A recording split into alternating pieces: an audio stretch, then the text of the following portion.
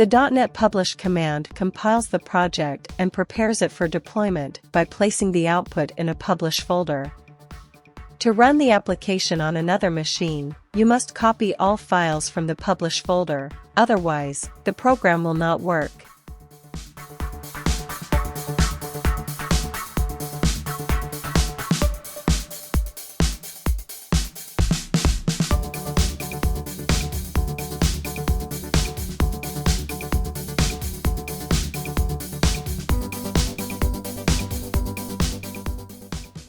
The .NET Publish Release command publishes the application for Windows 64-bit as a self-contained executable, meaning the target machine does not need to have .NET installed.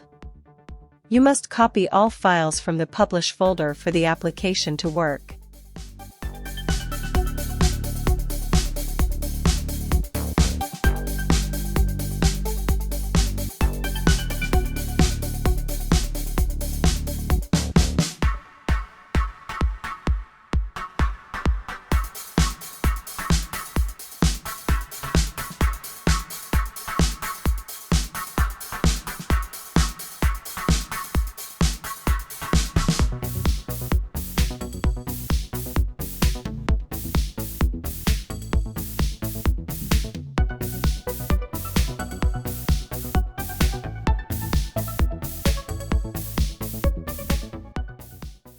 The .NET Publish Release Publish Single File command creates a single file executable for Windows 64-bit that includes the .NET runtime and all dependencies, simplifying deployment.